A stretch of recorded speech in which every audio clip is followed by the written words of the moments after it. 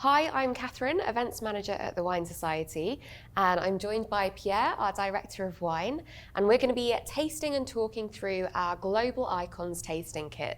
This is a great kit to really look at some of the big names in the wine world. We'll be starting with a flight of 3 Cabernet Sauvignons, so it'll be a really nice opportunity to compare and contrast. And these tasting kits are a great way for you to expand your knowledge, to do a little bit of a try before you buy, if you really want to hone in on some variances of grape varieties, or if you just want to get together with friends and family and have the opportunity to taste some great wines in a really nice way. So our first wine is Château Batailley. We are in Bordeaux, and Château Batailley is in a small little appellation called Pauillac, which is the left bank. And Batailley is one of around 50, 60 chateaux that are classified as Grand Cru Classé. So these are the top chateaux of Bordeaux that have historically produced the most compelling age-worthy styles of wine. Château Batailley is, the vineyards there are planted to majority Cabernet Sauvignon. This has, I think, just over 80% Cabernet Sauvignon. We are tasting a wine that's in its 9th year of age, 2016, a really great vintage in Bordeaux.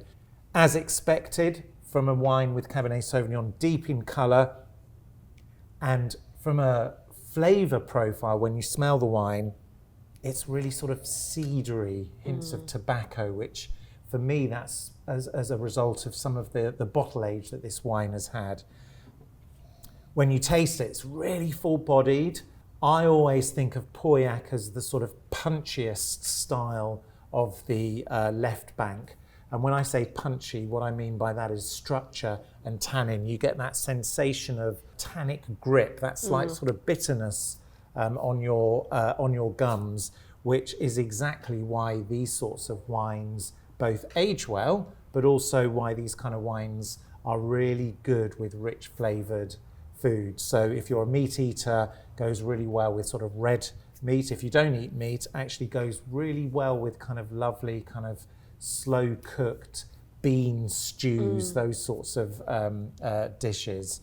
But this is a really special wine, and I think lives up to the name of this case, being a global icon. I mean, absolutely, this wine is so generous in the aromas. It's very appealing.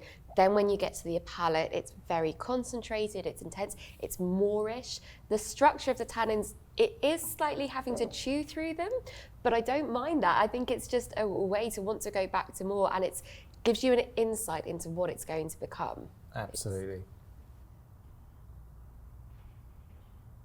With wine 2, we're heading to South Africa to a leading estate, Kanonkop. Now, you may be more familiar with them in terms of Pinotage, but this is their estate Cabernet Sauvignon. It's 100% Cabernet Sauvignon, so it is very precise on that really lovely blackcurrant fruit. It's coming in that sort of compote intensity. It's also got a really lovely herbal lift to it, so slightly licorice, a little eucalypt to it as well. It's very structured, very intense. And quite juicy as well on the nose. It's very appealing. And it's, I think it's fascinating to compare with the previous wine. So some of the fruit profile is similar. It's that darker fruit. But also this, I always get a slightly kind of savoury character with South African Cabernet and South African Pinotage with a lot of the reds. But I think structurally you're seeing a real difference here between classic European or Bordeaux style, which is about that punchiness we talked about. This has that, I'll call it sweetness. I think you said juiciness. It's juiciness, isn't it? Rather than, it's not sugar sweetness, but it's just got that generous, fleshy succulence that marks it out as being a wine from the Southern Hemisphere, really, compared to the Bordeaux we had earlier. Absolutely, and I think it's got that power and structure, but I think the tannins, they're slightly silkier here. It's a little bit more voluptuous and velvety on the palate in comparison to the Bordeaux. So our third wine and our third Cabernet, this time in Australia. We are in McLaren Vale in South Australia. McLaren Vale is not far from Adelaide. And well, this is incredibly different to the previous wines, yet it's the same grape variety. You don't even need to swirl the glass, do you? You just put your nose in it and it jumps out at you. It's really exuberant. It's got lovely dark cassis, even sort of hints of chocolate too. It's very, very typically South Australian and very kind of evocative of the iconic personality behind this wine, which is Chester Osborne. He's the second generation of the family. I know many members will have met Chester because he's come over for some of our events. You just need to hear him talk about his wines. His character exudes in this style of wine. It's full-bodied, real depth, long finish. This is a wine that has tannin, but that fruit is so intense that actually, compared to the previous wines, you sort of think it was much lower tannin. Absolutely. I don't think the tannin is lower, but it's melded in so beautifully. And you've got that really lovely like mocha richness as well. It's got warmth to it, and not warmth from the alcohol, but warmth from just the mouthfeel and the richness and the ripeness of the fruit. It's very generous. Absolutely. While we're at it, actually, a little tip. If you want to look like a real pro when you're tasting, just remember the abbreviation BLIC, balance, length, intensity, complexity. You apply that to how you describe any wine, you sound like a real pro to your friends and your family. And a screw top. And this is a screw top. Screw top. So not an indicator of quality. Fantastic wines under screw top too.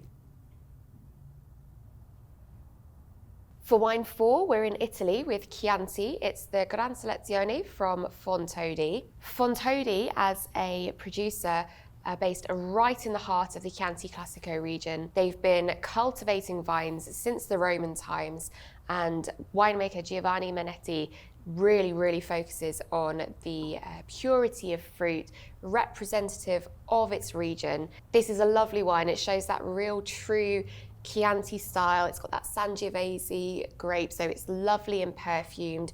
More red fruit than black, but it's got a little herbal quality to it as well. There's some real structure and grip from that. So your sort of woody herbs, your rosemary and thyme, as well as that lovely tannic structure as well. It's a really Moorish glass. Yeah, it's got, I think this is a wine that, for me, the word is harmony. There's an amazing balance on the palate, and it's got so many different flavors. And actually, when you approach trying this wine, you need a complete different sort of mindset to the previous wines we've been trying.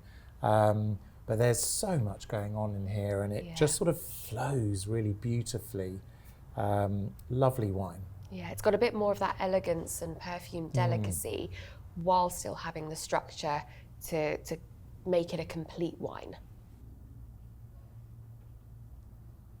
So wine 5 is Vieux Télégraphe, Châteauneuf-du-Pape, down in the south of France, the southern appellation within the Rhone Valley. And we've got really quite a special example from the Brunier family, who are seriously talented at making wines in Châteauneuf-du-Pape. They've been doing it for many years. Châteauneuf is quite classically a sort of mixture of many different grape varieties. In this case, Grenache takes the leading role. I think it's around over 60%, with the remainder a whole multitude of grapes, including Syrah and Mourvèdre. The vineyard here is also very classic. So what I mean by classic is the soil here is dominated by really big pebbles, and these pebbles play a really important role because they warm up during the day, and then they radiate heat through the night, and that produces or helps grapes really ripen. I mean, they get to incredible levels of ripeness. So when you smell this wine, you can almost, I mean, it takes you to the Mediterranean straight away. There's a lovely sort of herby quality to it, some sort of very ripe quince fruit, and the palate is fleshy, it's round, it's smooth, and has wonderful, wonderful intensity. I think it's interesting mentioning the quince because it really does have that perfume note to it. And I think sometimes with a red wine, you can be hesitant to think you're identifying an aroma or a flavour that isn't a red fruit, but you absolutely can. And you say it's just the Mediterranean in a glass. It's so bright and vibrant and enticing. It's a really delicious wine. Yeah, it's showing beautifully. So for wine 6, we're heading to the USA, to California's Sonoma Valley, and we've got the Ridge Pagani Ranch Zinfandel. It's 90% Zinfandel with 5% Petit Syrah and 5% Alicante Bouschet. So it is that field blend style that Ridge are very famous for, and Ridge in themselves are very famous as a wine name in the California region. The vines for this grape are majority pre-prohibition. So we are looking at some very well-established vines. So you've got that intensity of fruit, you've got that complexity because they've had that establishment time. There's some really lovely berry notes to it. Where Pagani Ranch sits as well is in a little area that really benefits from some nice cooling fogs in the morning. So it doesn't get too hot. I think sometimes with Zinfandel, you can get a little bit too, you can get into too overripe and it becomes very cloying and glycerol heavy. The cooling fogs help retain the freshness to this wine.